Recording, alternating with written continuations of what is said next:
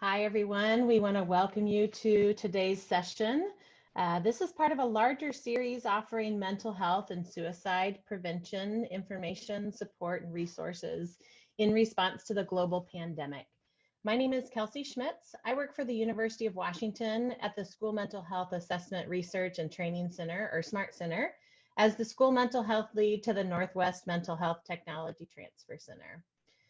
The Northwest Mental Health Technology Transfer Center and the UW SMART Center are partnering with Forefront Suicide Prevention Center, the Association of Washington School Principals, Doctors Jim and Liz Mazza, who created the DBT in Schools curriculum, Northwest Positive Behavioral Interventions and Supports, Sound Supports, and Well Educator to bring you the Wellbeing Series, offering a variety of virtual learning opportunities for kids, families, and educators, focusing on mental wellness and suicide prevention.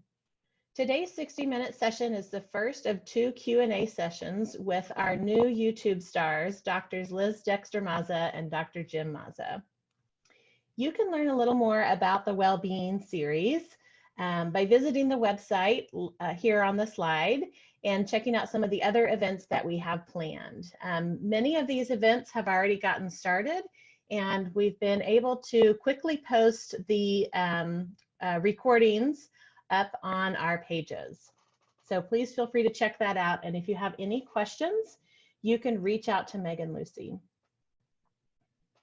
The Mental Health Technology Transfer Center was funded by SAMHSA, which stands for the Substance Abuse and Mental Health Administration, in late 2018. The MHTTC network includes 10 regional centers, a National American Indian and Alaska Native Center, a National Hispanic and Latino Center, and a network coordinating office. We know that some of you may be joining outside of our region, which is Region 10, and we want to make sure that you know about the center in your area where you can access additional training and technical assistance. The Northwest Mental Health Technology Transfer Center supports school mental health workforce in Alaska, Oregon, Washington, and Idaho. And this is how you can get in touch with our Region 10 Center. You'll notice our website where we're posting recordings, our newsletter link, and social media accounts for a variety of ways that you can connect with us. We send out monthly newsletters as well as training and resource blasts, so feel free to sign up to be in the know about what we are offering. The link will be available in the chat. We will be pushing out links to you through the chat. The chat feature today is just set up so you can communicate with panelists, and panelists can communicate with you, but participants won't be able to communicate with one another. This series, Student Life Skills to Survive and Thrive During COVID-19 and Beyond, offers different ways for you to engage with the Mazzas. For several weeks, the Mazzas have been broadcasting live from their living room as they teach their own children the basics of emotional regulation and other specific skills. You can tune in on their live YouTube page or watch their recorded sessions. To get those links, you can use the DBT series link at the bottom of this screen.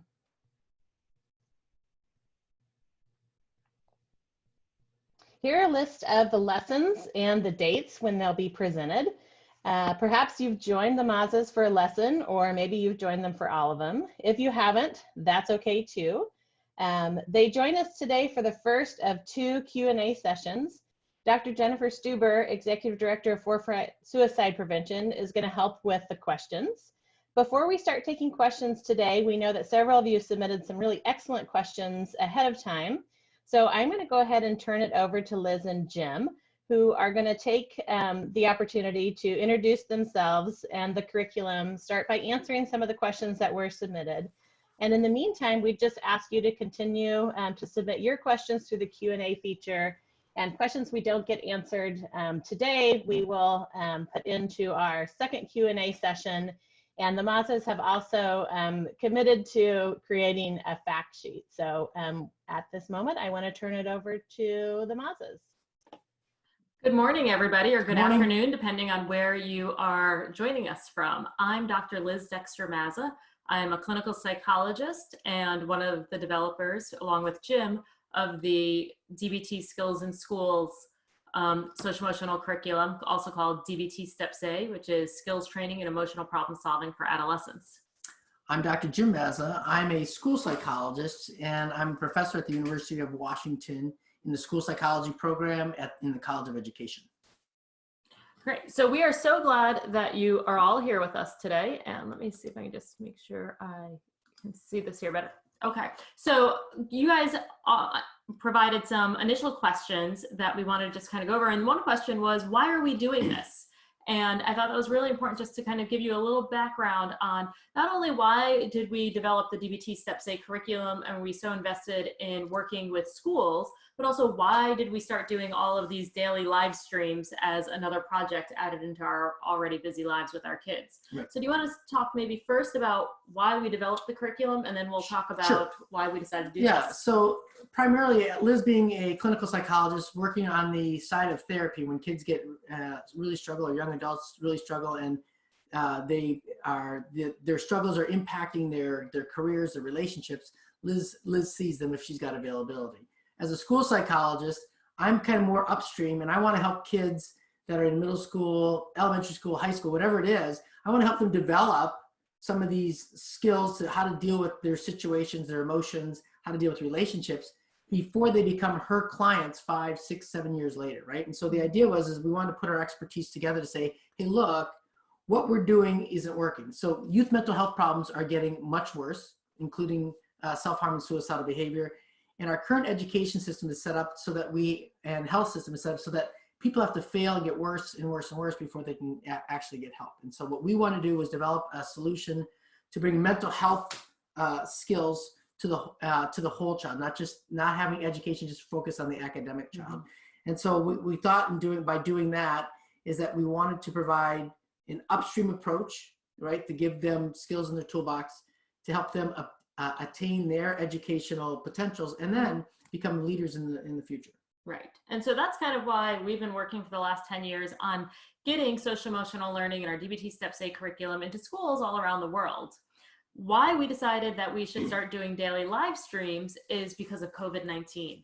You know, a week or two into the stay-at-home orders, we started having experience. First, I had the experience that I was talking to a lot of friends, other parents, some clients about the difficulties and struggles they were having managing their own emotions and the emotions of their family members during this. So after several conversations where I was giving the same advice, providing the same level of support, I decided like, hey, if some of the people we know that are close to us are struggling with this, why don't we start just doing a live stream where we could talk about how parents can get some support and what strategies they can be using during this stay at home for however long it lasts. So that's why we decided to jump in and do the Parenting Through COVID-19 live streams 3 mornings a week. And then when we were also working on our kids' school schedule, at first I was like many other parents out there who decided, okay, we're just going to match the school schedule. We're going to have them do math from one moment, time period to the next, and then they're going to do language arts, and then they're going to do social studies. We're going to have a recess. We're going to have a lunch break. We're going to do PE. And we did all that, and that lasted about 3 days, and we were totally exhausted. We decided that was too rigid.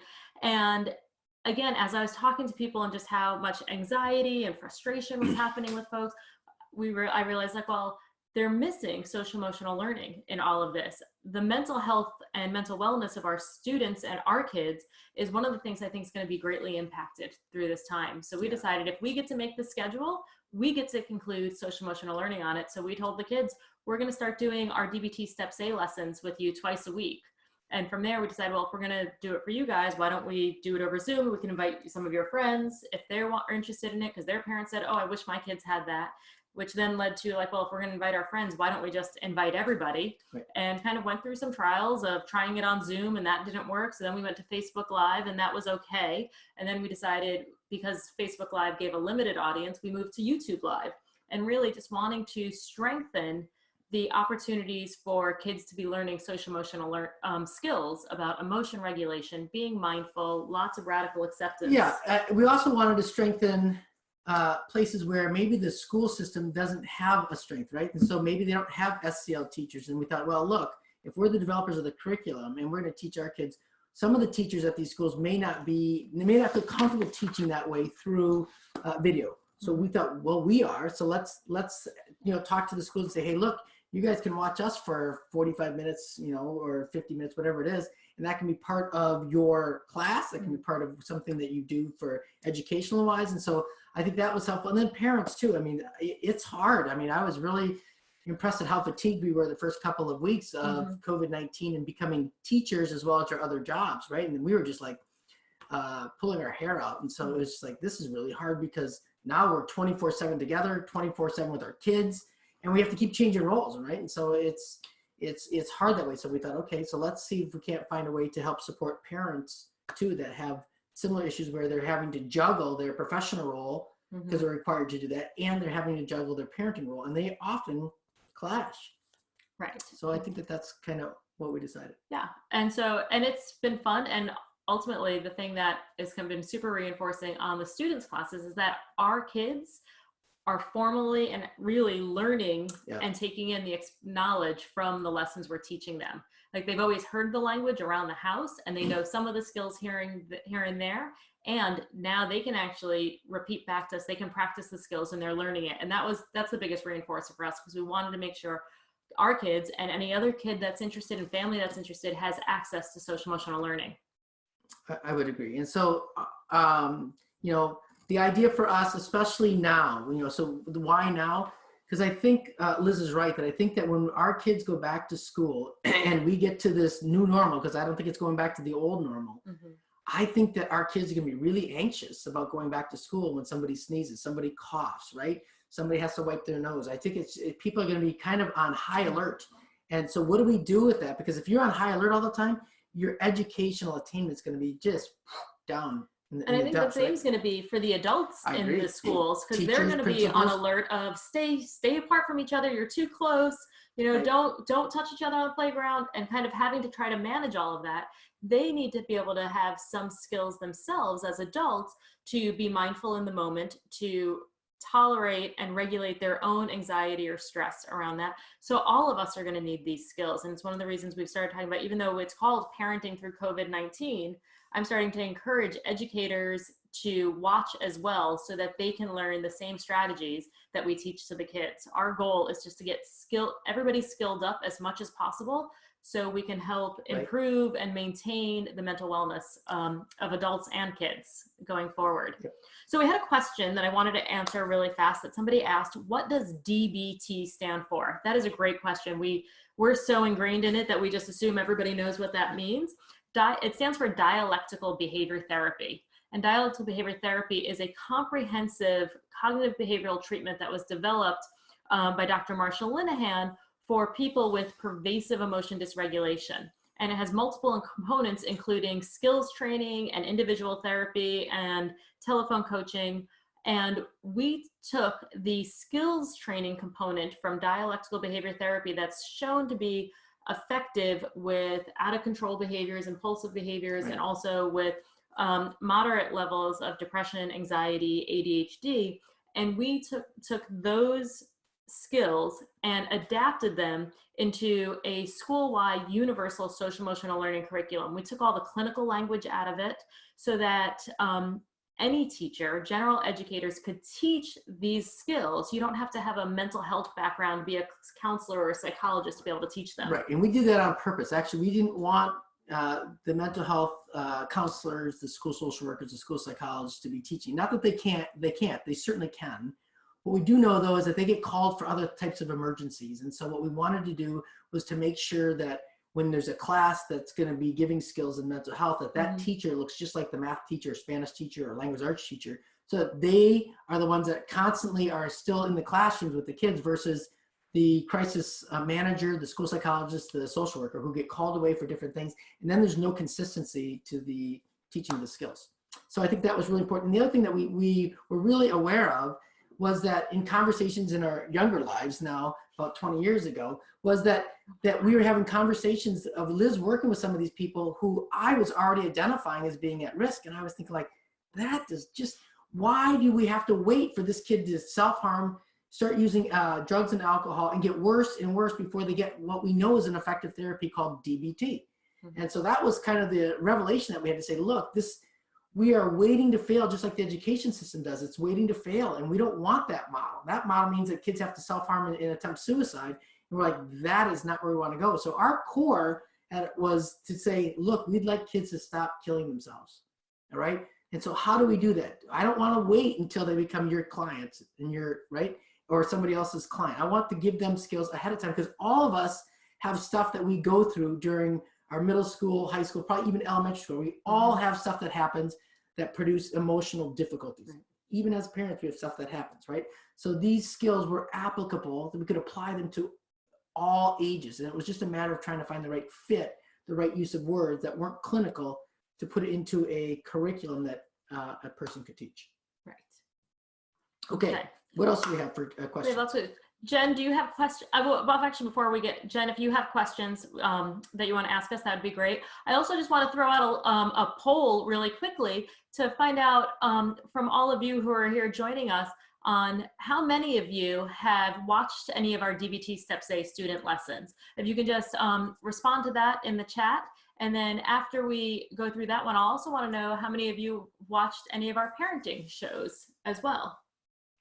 Okay, we'll give you a couple of minutes to kind of give that a couple of seconds to fill that out. We won't be doing minutes. All right. So another question somebody asked just about our videos. Hold on, I think they have to do the parent one. All right, let's give them. That was they can keep doing it while we talk. Okay, let's do it that way. Yeah, well, you guys want to just report the results out for everyone? Oh yeah, we can do that. So yep. So poll one, I think, closed. How many have watched? So we've got about 13%. Said all of them. Woo. All of them. Great, nice. Thank you. A few, 28% said a few, and then 59% have said they haven't watched it. Okay, so great. Great, and no problem if you haven't watched it. They are all on our YouTube channel for DBT in schools. We want you to be able to go back there. Someone asked how long we were going to keep them online. At this point, we have no intention of taking them down. Maybe something will change, and for some reason we have to take them down. But at this point, we want them out there as a resource because we want opportunities for schools and students and families to be able to go and watch the skills. I know some of my friends have told me it's really hard sometimes to watch 45 minutes straight with their kids. So I recommend to them, well, maybe spend one day at dinner where you watch the first 10 minutes where we do a mindfulness lesson, and then spend another day right before dinner or during dinner watching 15 minutes and then talking about it. And you can break it down to 2 sessions or 3 sessions now that they're all recorded. Opportunities for families to learn these skills together in that way. Can I chime in with a question? Sure. Yeah, that's relevant to this? So thank you both so much for all that you're doing to disseminate this amazing resource to communities. I'm watching it with my kids. They're a middle schooler, actually an elementary schooler, so age 10 and 14. Mm-hmm. And, one of the things that I found is I'm not able to watch them live, right? And so that I've been watching them on video. And I just want to point out that they're also going to be available on video, or they already are on the Mental Health Technology Transfer Center website, where they're going to be edited and frankly a little bit easier to find than the YouTube channel. Because the YouTube channel, it's harder to keep them organized. But you don't have to watch them in order. I wanted to point that out. But my question for you is, how would you, and this is one of the questions that also came in, what suggestions do you have for getting the family to watch it? Like I would imagine, most of the people even on this call haven't watched it yet. Mm-hmm. And it's going to be a resource that I think is going to grow in use over time. But how do you explain it to kids of different ages? That this is really an important thing for us to do as a family. I mean, we were all amazed that you've been getting your kids able to do this live. And so imagine trying to get kids to watch it on video. And it's, I've been able to get my kids to do it, but I'm curious as to what you would say for people in the general population. Like, how do you get kids to watch this with you as a family? Yep. So what do you want to do? You want to go first? No, you go ahead. Okay. So I think one of the main pieces is to talk about with parents, to your family, what's the benefit for everybody in the family? The idea is not that, hey kids, we're going to watch this so you learn skills, so you can be more effective and you're not getting so emotional and up and down and all having tantrums. It is, as a family, we can all improve our ability to communicate and talk about emotions and to understand our emotions better. So this is something I want us to do as a family to help all of us. That I think parents really have to recognize and be transparent when they struggle, and that they could use help on it as part of that conversation, right? It's not just something I think is good for us, but here is where I struggle sometimes, and this is where I want to learn something, and I want us to do this as a family activity so we can talk about Right. I would probably take the same approach, Jen. And so, I think that we come at it from a place of vulnerability, and Liz and I both believe that vulnerability is a strength, not a weakness, and to say, this is hard on dad, right? And so I want to be a good parent during this time. This is brand new to me that I'm here 24/7. I used to go to my office. I can't do that now. I don't want to be yelling. I want us to enjoy time. So I'm going to need some help with some of these skills that we're going to watch, because I have emotions and I know that you have emotions too. So this is going to be a win-win situation. And you and I, my child, are a team, and I want you to love me and I want to love you as much as we can through this process. And so I'm going to take notes for this. I want you to take notes. And if you're able to watch live, you can actually write right into the chat bar. So we respond to those during the shows as well. And so that's kind of the piece that I do. And then because we have an 8, 12-year-old and a 13-year-old, we try to make it adaptable. And I want a different word. We try to make it informative at a level that every one of our children can understand. So elementary and then middle school. And that's kind of just in our teaching and the curriculum itself. It goes for middle school and high school with a variety of different examples. So I think the key piece is figuring out why this is relevant to your family and your kids' lives. If getting them at first to go all into watching these videos is probably potentially too big of an ask, I would start small. One of the things I think made it easier to get our kids involved, not only just because they know this is what we do, is that a year and a half ago, we started at dinner time. Every night we go around the table and we say gratefuls and what brought us 2 things that brought us joy that we're grateful for in the day, right? And that was one of the ways of increasing their mindful attention to joy they experience in the day. That's one of our skills. And we started doing that regularly every night. This week we started adding in, like, what are you grateful for? And where did you build mastery today?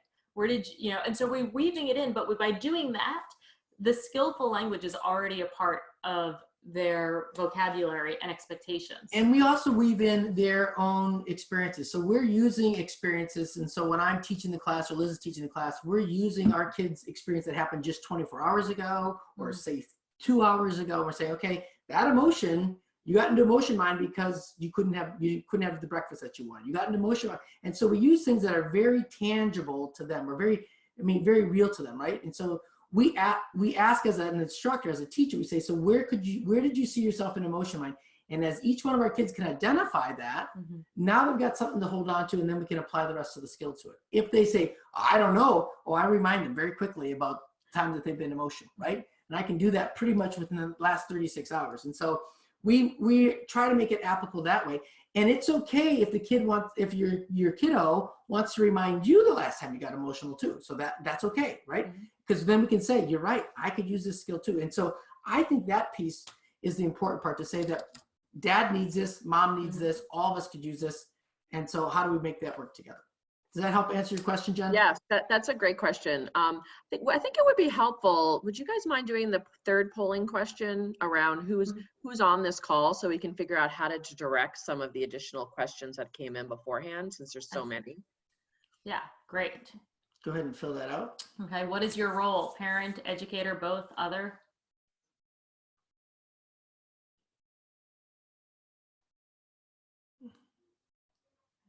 We got a lot of both. A lot of boths, right? I'm impressed. Okay. So I'm going to read that out to you, Jen. Okay. We've got 20% parents, 20% educators, 54% both, and we've got 5% other. So I'm sorry for you that are in that both category. Just kidding. Well, Thank I feel you like for all you're all doing. of us are both now, right? Yeah, I am we're all now both. the educator and the parent. Yeah, maybe they're not mutually exclusive categories No, anymore. not anymore. Exactly. Okay, so let me just then go to some of the parenting relevant questions. And also, I just encourage folks to please chime in on the Q&A if your needs aren't being met in terms of the questions that I'm asking Jim and Liz.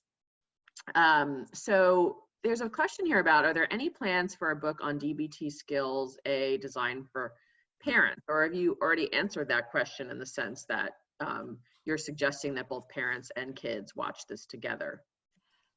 So yeah, yes and yes. Yes and yes. Liz and I are trying to find any cloning machine that we have. Yeah. So if you have them out there, please let us know. That would be great. So So yes, Liz, you can talk about the parenting book. Yes, we are in the process of working with our publishers and putting together a parenting book for raising an emotionally resilient child using the DBT Step Safe skills. And so we're hoping, with the slowdown of everything, that like by 2021, that will be out there. In the interim, that's why I launched the Facebook group of Raising an Emotionally Resilient Child. So we could still be getting resources out there to families and parents, and to continue and start dialogue around the struggles families are having. And the same thing with the Parenting Through COVID-19 live stream, where the student skills class is going to end in June. We plan to continue the parenting live stream indefinitely, as well as opportunities to provide those resources until the book does come out. On the was it elementary study then too? Nope, that was not a question yet. Okay, sorry. You're getting ahead of yourself. I'm ahead of myself. Okay. I have a question. Is it true that your house, that you guys never lose it? like in the sense that we can bring our kids in to know. One of the things that I find when I watch this, and I wonder about other parents watching this, is that you all seem to have it all together so much, and I know on your parenting live sessions that you've talked about moments that you've lost it, but like, I guess the real question embedded here is like, how do you, after you've screwed up, right, and you're using DBT curriculum as a way to kind of potentially reset how it's going during COVID-19, because I know many of my parent friends are struggling, how do you reset with your kids around that when you kind of made those mistakes? And is it true that you guys are as perfect as you seem? We are far, far, far, far, far, far from perfect. No, I am. I'm good. I'm perfect. No, so absolutely not, right? And so we make mistakes. And one of the things that I've had to learn, probably a little bit later on in life here, is that when we mess up, when our emotions get the best of us, and we're in emotion mind, and we either yell at each other, right, or I'm upset with the kids, I have to come back and say, I'm sorry. I have to come back and say, that was not okay. Emotion mind was driving the bus, and I've got to work on that. So I am sorry if I hurt your feelings. I'm sorry for what I said, and I'm sorry for the tone, right? And that's one of our skills anyway, right? So we want to be able to validate that our kids were scared at that point, or that, that we messed up. And so I think that's really important, because we want our kids to take responsibility for their own actions, right? And I watch kids, and we've got one of our sons who likes to give everybody else, it's everybody else's fault that he didn't do well, right? Or something along those lines. I'm like, oh no, responsibility comes back to you. Our responsibility, which is something you've had to practice to learn and model all the time. So like she's doing right now. now. Our imperfections. And I'll tell you what, it's really hard to be married to a DBT therapist, because then she points out all those different things. I thought it was a gift. And so she says, I'm just giving you constructive feedback. And I'm like, I would like my wife back. So I think that we do not have a perfect relationship. I mean, we get upset with each other. We get frustrated with our kids. Our kids get frustrated with us, right? And so it's hard. I mean, when, just this past week, Grace has been crying over something that's been really hard. And I want to say, this is nothing to cry about, right? That's the first reaction. I'm like, stop. And sometimes we do. That's invalidating. So right. And so that takes a lot of work though. And so I say, come on over here, and I just give her a hug, right? I just need to be there to give her a hug. Sorry that you're sad. I can see how this is upsetting to you, right? That piece alone is good, right? And then I can go from there. And so it's recognizing that we crossed over a limit, and that our emotions were getting the best of us. Yeah, I was just saying, my favorite line is, when I'm wrong, I say I'm wrong, and it's time to go back and repair. And just for me, because I sometimes am, and I do get angry, and Jim and I both have a tendency to be sarcastic at times, which in moments of frustration comes across as quite snarky. Yep. And so to notice when that snarkiness comes out really quickly, to be able to acknowledge it and then go back and apologize. I think that's something that we practice. It's hard for both of us. We've had to do a lot of work on it. And the biggest reinforcer is being able to model that for our kids. So yes, we all hit emotion mind at times, and I'm so glad somebody recognized that that was a Dirty Dancing quote. Yes, it was. I say it all the time. And if you watch our parenting live stream, you'll hear the stories of when we get into emotion mind, where we struggle as partners, and as parents. Great. Go ahead, Jen. Well, I was going to, now we're getting some questions in the Q&A box. Yeah. Okay, great. And I wanted to take one more related to parents, and then there's a couple of questions I want to direct towards the folks who are on the phone who are educators. So here's a question that's come in that's related to what we were just talking about. So anxious and mood unstable kiddos often have a tendency to vibe negatively, even when you use lots of validating language and all the skills to help them de-escalate. Yep. When the conversation is repetitive and you're starting to lose your patience, Yep. how do you exit or gently leave that conversation without leaving your child feeling abandoned? Okay. You want that one, or you want me to take it? I'm happy to take it. Okay. I think the first thing is, the person is right. Like, if you start noticing that you're getting dysregulated, your emotions are going up as a parent, and you're not being as effective, I think one of the things to do is to just communicate that. Like, I notice my emotions are starting to get high. I'm starting to go into emotion mind.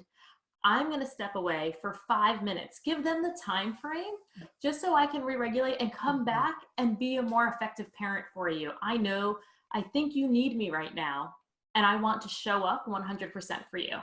And so I'm going to step away, and I will be back. Right? I think that's to communicate what you're doing in a calm and loving voice in that. Right. And there are times too, if you happen to, whoever had asked that question, if you happen to have a partner too, there are times when I've stepped in, Liz's voice is going up and I can tell she's lost her patience. And I'm like, okay, you need just time. Go for a walk for 5 minutes, go down to the end of the block, just go. And she doesn't even question it anymore, because we've learned, because it's usually me that has to go for the walk. She's like, you're not being effective anymore. And I'm like, yes, I am. I start being able to, yes, I am. She's like, do you hear yourself? I'm like, yes, I do. Fine. I'm going for a walk. Right. And so, and she's right, because I want to be effective. The value of me being a good father and a patient father is really good. Patience, though, is not my long suit. I already know that. And so I have to, and I see it in my kids. So I have to be able to see that. And so this person who asked the question, if they've got some child that's like moody or anxious, and they think, oh my gosh, that looks a little bit like me, then I would say, okay, take that time, right? So if you've got, tap out, like or give someone else the baton for those 5 minutes if you have that. If you don't, do exactly what Liz says, set a timer, go for 5 minutes, I'll be back, right? As long as they're safe, right? And they're not gonna burn down the house. And then come back and say, so look, you and I both have strengths. Right now, we're butting heads on our negative stuff. I know you're a good child. I know your heart. I know what you want to do. And right now you're having a hard time getting that out, and so am I. So let's stop this spot right here, and let's circle back around to what we do well and how we can support each other, right? And so I think, because we often as parents get stuck and seeing all the things that our kids aren't good at, what they need to be doing better, right? If they got 4 A's and a C, we're always emphasizing the C. Do more there, right? Oh, and it's hard. And I'm an educator, and I see that happening just in me, right? And so we want to make sure that we are also looking at those strengths to help provide that child of ours some support, right? That you are good. You've got a lot of it. People love who you are. I love who you are. And it just doesn't always come out that way, and I'm sorry. And so let's go back to strengths. I think I want to add one other piece that's super important, is that our kids and our partners don't always need help to feel better, right? Sometimes if they're really sad or really anxious, they actually know what to do. I think as parents, one of our kind of pulls naturally is, if I see my child hurting, I want to help them feel better. And maybe that could be pushing to change how they're feeling, can often be the thing that becomes invalidating and the push. I'll give you an example. Yesterday, our daughter was really sad about something that she was struggling with in regards to putting flowers in a vase, and it wasn't working. And 18 hours ago, she ended up like crying on the couch, and she was really upset. And, asking her, like, what are you upset? What do you need? And finally I just said, like, do you need just some quiet time on the couch? And she's like, yeah. I was like, all right, how about, I'm here. And if you want me to come and comfort and talk to you, I will come. Just let me know. right? So she had to also letting her know that it's okay to sit and be sad on the couch. I don't have to make you feel better right now. And we are available when you want us to come and join you. And one of the cool parts about that is that we said to her, you're in emotion mind. And she already knew that from the lessons, right? She knew that what that word meant. She just couldn't get herself out of it, right? She's like, I know. And so it's like, I don't need you. Basically, she's like, I don't need you to tell me, Dad. I got that. I know I'm in emotion mind, right? What she wanted to do was to get out of emotion mind. So she went to the couch, which is a distraction, right? It's part of our accept skills, right? And so, or a self-soothe. To improve, right? So to take her little mini vacation where she lays on the couch under a bunch of blankets. So she was able to do that. And so instead of jumping in as parents, because we want tears to go away, we want some of that pain to go away, what we can do is make sure that they're safe, right? And say, all right, let me know if you need some help. Let me know if you need a skill. Let me know if you need something from me. Because they do need to have the opportunities to practice these strategies. That's how they learn, right? And so that's why I think the whole helicopter parenting and snowplow parenting and all the other words that we have with it is problematic, because we're not giving kids aren't getting over the bumps and bruises because we're not letting them hit anything, right? We're not letting them have difficulties. And I think that they need those difficulties. They need to try to figure things out for themselves and to pick themselves up at times for themselves, right? We're there for the crutches. If they need us and it's a big thing, we're there, right? For the smaller things, not everything needs crutches, right? Right. Great. So I'd like to transition to just a couple of questions that have come in that are focused more on the educator side. Yeah. So there's one that's come in that's, I'm here, and I know your curriculum, the way that you've been advertising it, is designed for middle and high school students. Yep. And of course, your student, you have one student that's in elementary school, Grace. And so here's a question. I'm here in the role of elementary school counselor, trying to determine if this program would work well for my district's K-5 building. Any information on how the program looks in that venue would be helpful to me. All right. So so I think that you can do this, right? When we've done trainings around the world, we get this question all the time, that the elementary teachers come because they haven't seen anything like this. And they're like, can we adapt it to our age population? We're like, yes, absolutely. So you just don't want to you don't want the same standards that we would apply to a middle or a high school, where you're going to have fewer lessons for your students. The words are going to be different. And then I think the pace has to be much slower. So we would encourage you to do like project-based learnings, things that the kids can get their hands into doing, right, in a slow way, and then help them learn some of the vocabulary that's there. Because if you can teach them in elementary school, there are some issues that are there.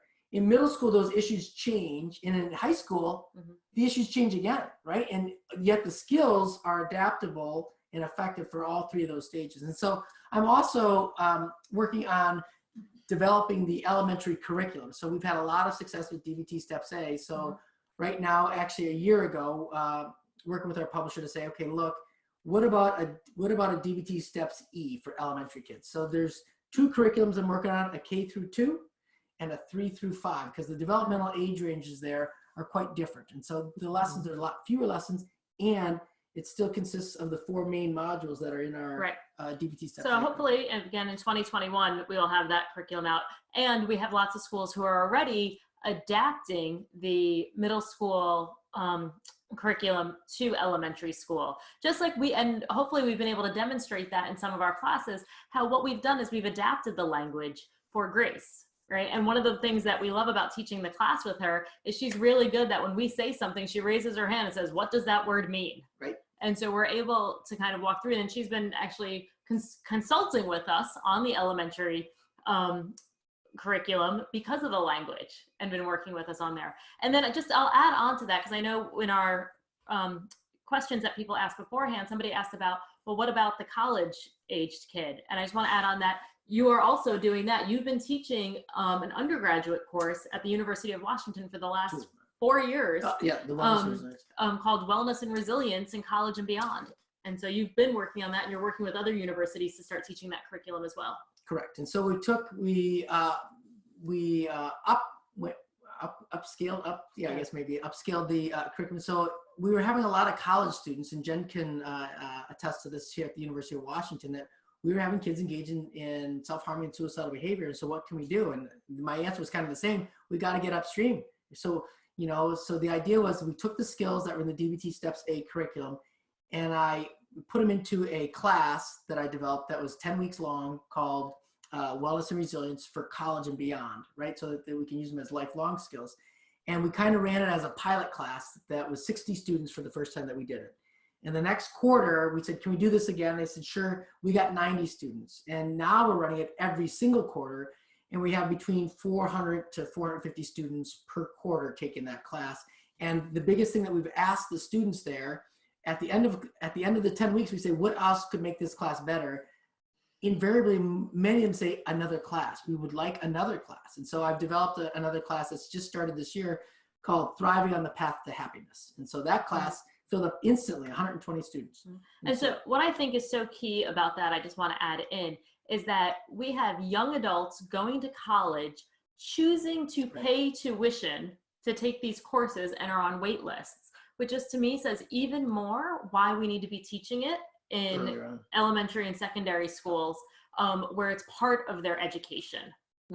They were wanting it and they recognize the need for it. Great. So you talked a couple of ways. There's a question here that came in beforehand. You've talked about a couple of different ways in which it might be adapted for college and elementary school and what it would look like. Can you talk about, in the language of school folks, I know you think about this curriculum as applicable and important lessons, and I agree, for every student, but trying to work in the amount of curriculum that you all have developed is challenging in a school context. And so can you talk about different ways to implement it, and could you see this both DBT Steps A both functioning as a tier 1 and a tier 2 program, or do you really see it as a program for every student as opposed to kids who might be at higher risk? Yeah, so I'll take that one. So I do see it really as, we designed it to be tier 1, right? That universal level, because we think every kid, even your valedictorian, is going to have times when things don't work out well for them, right? And so I think tier 1 is where we would like to see it. We have been working with several schools where the tier 1 schedule is completely full, right? They're like, we can't squeeze it in. And so what they've done is they've mandatorily said for all social workers, school psychologists, and counselors, right, that DBT Steps A is your first go-to place at tier 2, right? So tier 2 means that these students have some, they're at risk for other types of things, right? And so that they have some added needs, either academically or social emotionally. And so the counselors are to run their groups or to have any types of their individual sessions to start at that emotional regulation piece first. And so I think you could run it that way. It could also run at a tier 3 level if you want, right? If you had teachers that have these classrooms, so what we call emotional behavioral difficulty type of classrooms, right? Or kids that are having some of these behavioral issues or self-contained, that you now have a group and you can start to modify your schedule to teach that. Because a lot of our kids show up having academic needs, yet it's the social emotional difficulties that got them there to begin with, right? They're too anxious, so they can't learn. They're feeling depressed, or they feel like they're not tight, they're not bonded to school. And so they're not performing academically. Yet as a school psychologist, if I perform an assessment, I come up with the academic needs, but that's actually just an outcome. It's actually back here under trauma, anxiety, depression, those types of things. And so if I just give them more work, I'm missing what's actually really happening. And so I think you could do on all 3 levels. And I'll say I work with a lot of schools and trying to determine where do they implement it. And many schools are different, that some schools are able to come in and find space in their universal tier 1 schedules and put it right in. Other schools say we need to start small, so let's do it as a tier 2 small group class first, and then expand it to tier 1. So I think there's multiple entry points for different schools. I agree. Putting it in the mandatory health classes that many schools have as a place where they've put it in their advisory or already developed wellness classes is another spot where they've put it in. So I think schools can be creative, and because they are 30 lessons and we know that's long, and we still think they're all very important, we've had some schools who will teach half the lessons in year 1 and the other half in year 2. So like a 6th and 7th grade, and then again in 10th and 11th grade, or 7, 8, and then 9, 10, different ways like that. So there's lots of flexibility to get the skills to the kids. So, and when we go train, we try to work with the schools and the individuals to say, so where can we push in? And it may be the fact that, they do drug and alcohol prevention, they do risky sex, they do bullying, right? All of those issues that are there take a foundation of knowing when you're being bullied, knowing about how to make decisions, right? Those are all mindfulness skills. So we're able to kind of build it in there so that those curriculums go lock hand, right? Hand and glove, right? So that they actually work together. Lock and key, glove and key, right? So they're actually together that way. And so health becomes a pretty easy one to push in because most of the schools, most of the states have health standards, eating well, not drinking, substance use, those types of things. So we can kind of layer it into there. We've seen also some of the skills being layered into like language arts when they're reading books about people. So social studies. In social studies. So if they're reading like history, and so, what did Napoleon Bonaparte do? What was the pride that got in the way? Was he an emotion mind, or wise mind? We talk about the book Wonder, which is a fantastic movie, right? And a lot of the 4th grade, 5th grade language arts people are reading that. And so you can see all the different skills layered into those as well. Great. So here's a question, because you are speaking about these different applications of DBT in different, throughout the school building, not just necessarily relegated to like health class. Yeah, the skills, yeah. So first off, that requires, having a broad number of teachers potentially trained in using the skills. And so just speaking to the fact that like, can you implement DBT steps A in a school without this formal training? That's one of the questions that came in beforehand. Like, and if so, like, how would you go about that? I mean, even if maybe you had one, well, I'll let you guys answer the question and not jump in. So how would you implement it without formal training, or can you implement it? So say you have a teacher, for example, who's not really trained in mindfulness. Mm-hmm. Would you suggest a teacher be training DBT steps who hasn't fundamentally had this training? So let me give you an example of one of our teachers. We had a 6th grade social studies teacher several years ago in Wisconsin come to us and say, I started teaching it this year. I didn't have any training, but I didn't want to wait. I didn't know if my school was going to let me go to training. And so I just started reading the manual. The lesson plans are written out in such detail that there are scripts, there are examples to go there. So she started reading it and teaching it. One of the things that was an advantage for her is that one of the mental health staff, like the school social worker, had some experience in the DBT skills. So she could consult with that school social worker while still doing the class herself. And then after a year of teaching it and seeing how well it went, and she thought it was really helpful to have the lesson plans written as they were, the rest of her district and her school got on board, so that the following year she, and along with several of our other staff, came to training. And where she was doing really well and doing a fantastic job without any training, a year into it, after getting the training, she said it just helped clarify things so much more.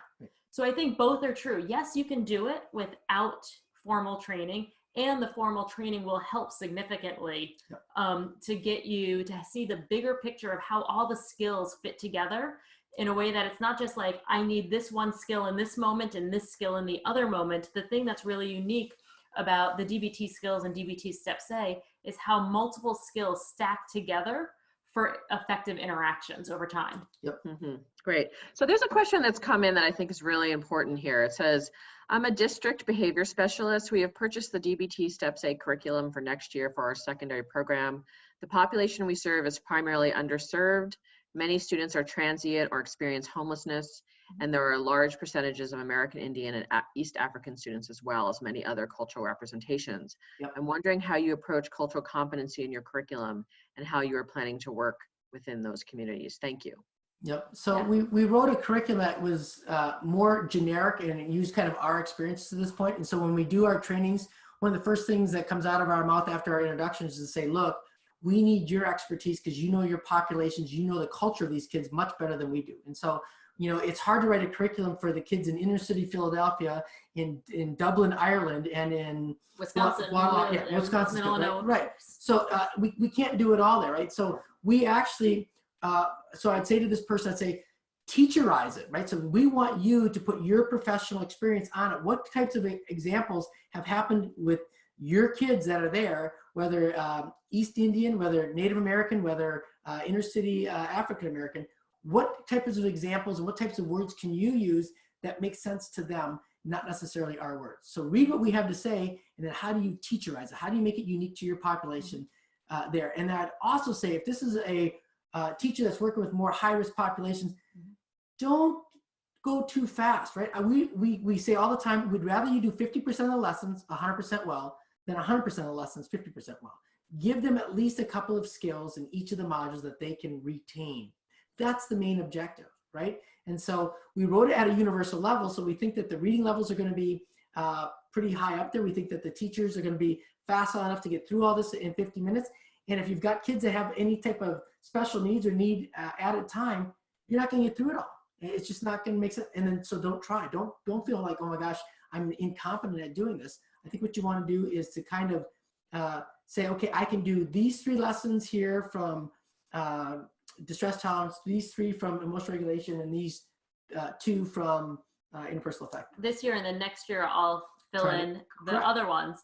So I think there's a balance. We have lots of schools who, I was consulting with a school yesterday where it's Washington, D.C. in the inner city where we have a lot of kids who are transient, homeless, at home now where their parents, they're taking care of younger siblings and showing up to their live Zoom or Google Classroom is not as high on the priority for some of the kids as where do I go find food or how do I watch over my younger sibling during this time, and getting our teachers and our school staff working with them to use the skills that are in the relevant priorities to them in that moment is what's important. Like, yes, we want you to show up at school, but we're not focused, we're recognizing what your priority is and how things are different for you versus maybe what it's like for a kid in the Seattle public schools, and meeting their needs. And that's where we really look at it as any school we work with is not about Jim and I or our team coming in as the experts and here's how you teach it, but as a partnership for how do we collaborate and work together to figure out how these skills and the examples best fit your students in relevancy. Yeah, we try to figure out how to come alongside you because you're the expert in your school, you know the system, you know the students. And so far be it from us to tell you how to do that, right? And so we want to come alongside you and kind of partner with you so you can tell us what you need and we can give you some of the information that we have regarding the skills. And so I'm recognizing time. Yeah, I think we have one more question. Can I ask one more question or do you want to say? And then we'll answer quickly with it rather not in our long-winded way. All right, we'll see. Okay, well, it's really just relevant to today's time. Yeah. Each of us has been affected by the pandemic. You say emotion mind. We actually have spent the last few months in a primal state of flight, freeze 24/7. This collective trauma has brought back unknown individual trauma impacts on each of us, children included. Not the new normal. No. What modifications to your program curricula take of this into account? So in other words, this person is actually saying it's not the new normal, like this has been a collective trauma on all of us. Right. So what does your curriculum and the way you're teaching it, do you think there's any modifications that would be needed to adapt to that new framing of the situation? So I think the question, this is going to be a long answer. So I think there's 2 things here. You couldn't pick a shorter question. Couldn't give me a yes, no question. Sorry. So there's going to be a systematic accumulation, right? The system has this accumulation trauma that's happened, right? So that's accumulated. And the individual within it also has their own experiences, right? So I think there's 2 different levels. We're going to have individual types of interventions that have to happen with their own individual needs and what's occurred. And then we're going to have a system piece as well. And so the curriculum is designed at that individual level versus the system. And so I do hope that the system is shocked enough, I'll do shock, to say, hey, guess what? We can't go back to just worrying about academics. This whole thing has happened. We've got kids who are going to be the future leaders who need to be able to figure this out. Our system has to start worrying about this accumulation of trauma that's happened, and COVID has kind of added some of the gas. And I'm just going to quickly say, I think COVID-19 and the DBT Steps A curriculum, they fit so well together because a core part of the curriculum and the skills we teach is about mindfulness and radical acceptance of the current reality. Right? To help us get grounded in this very true collective trauma that both the adults, the students, and families are all experiencing, and putting that out there in the forefront, and then kind of applying skills to the current reality. right? It's not about keep looking back. It's about being here now and understanding all the things that have impacted us. That's a really short answer to a big question. So hopefully when we come back next month, we can continue on this topic as well. So here's what I want to say before Jen asks that question is, if you're one of those people that are both an educator and a teacher, and you're working with a population that is more at risk, so tier 2 or tier 3, or you're working with elementary, give us an email, and I'm happy to share with the order that Liz kind of talked about, the 6th grade versus 7th grade. You know, we've got those scheduled out with the what skills to teach in 6th grade and 7th grade, right? We also have a little schedule figured out for what to teach in grades 3 through 5 or K through 2 as well, right? And so they still align with the DBT Steps A book until the Steps ebook comes out. Yeah. I'm happy to share that with you. And you can go to our website of dbtinschools.com to subscribe to our mailing list and to just leave us questions. There's a connect with us box where you can send questions to us as well. Great. Right. So I'm gonna wrap this up and turn it. Kelsey, do you want to take it now? Sure. You guys are hi, awesome, everyone. by the way. Thank you both. Thanks, you. everyone. Liz, you're amazing. We appreciate you so much. Thanks everyone for attending. Yeah. Just a huge thanks to the Mazzas and to Dr. Stuber for moderating. This is a really fun format. I know our traditional formats are kind of a lot of content followed up with just a little bit of Q&A because we go over time and we don't have time for the questions and answers. So I really enjoyed this format. I want to thank you all again. I want to thank the participants for being with us today. Megan is putting some things in the chat. So your link to the evaluation is there. Again, encourage you to fill out the evaluation. That's really helpful to us. We'll also use that information to structure or restructure the next session that we have with the Mazzas. We want to invite you back with us on June 16th for the next Q&A session with the Mazzas. We hope you can catch either some of the live sessions or the recorded sessions. And so that was really, this is kind of a wrap for the Q&A, and I want to thank everyone again. And we're going to leave the room open for a little bit because we know we have put quite a bit in the chat for folks. We want to give them the opportunity to access those links. I'm going to have Megan also put her email in the chat box. If folks have additional questions or they missed something or they missed some of the links, we just want to make sure people know how they can reach out to us for additional information. So with that, I think I will sign off, and we hope to see folks back here on June 16th. Be well, everyone.